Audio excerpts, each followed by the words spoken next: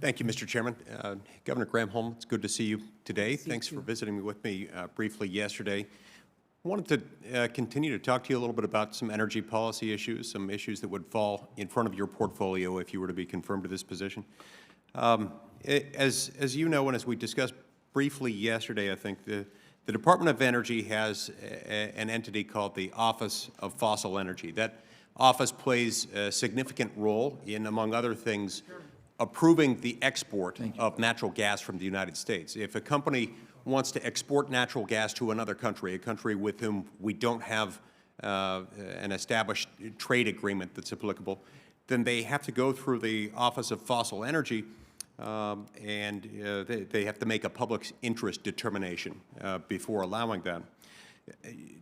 What can you tell me about how your climate considerations might be factored into that analysis if you were confirmed, and would climate change considerations impact your determination specifically with regard to LNG exports? Yeah, I mean, the Natural Gas Act of 1938 dictates the requirements and the considerations, and I would certainly abide by that act, including issues related to whether something is in the public interest, what the economic, what the geopolitical concerns are. So I would abide by the direction that Congress has given through the Natural Gas Act. Okay, let's talk about how those determinations might work. I suppose that in many instances, foreign consumption of American-produced LNG would probably serve our geopolitical interests, would they not?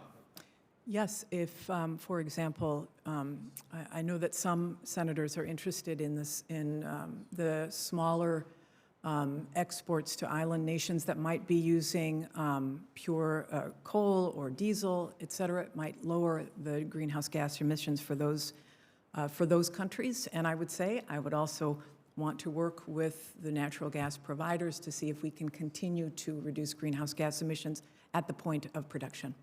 In other words, American natural gas might well be a lot cleaner than whatever else they would otherwise burn. Is that? Yes, in terms of emissions, that's true. Yeah.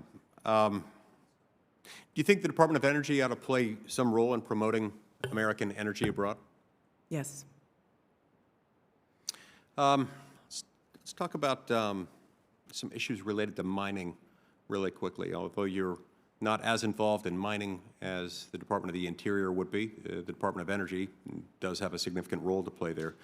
Mineral markets of all sorts have been suffering as a result of a variety of factors, some of them regulatory, some of them cyclical and economic, some of them related to restrictions on access to federal lands where we have a lot of minerals. So, for example, uranium producers in 2019 produced around 173,000 pounds of domestic uranium concentrate, or U3O8. This is the lowest domestic production, as I understand it, that's occurred since before 1949. In order to boost domestic uranium production, the Trump administration requested $150 million to establish the Uranium Reserve Program. Congress allocated $75 million to that program, but it appears that the work hasn't yet commenced. This is a significant issue for the uranium industry, but it doesn't appear to address some of the reforms that might be necessary to help the mining industry as a whole.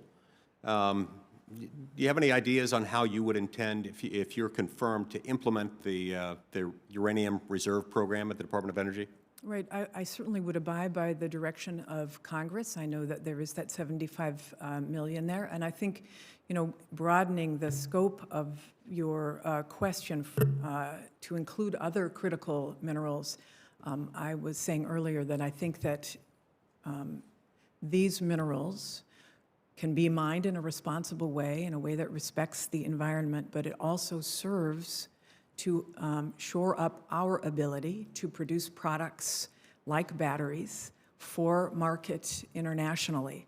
And we don't want to be at the under the thumb of China or other countries that may have as their geopolitical strategic interest to corner the market on critical minerals. We need to be independent, and so I'm eager to work with folks on all sides of the aisle to make sure that the United States has its own critical supply.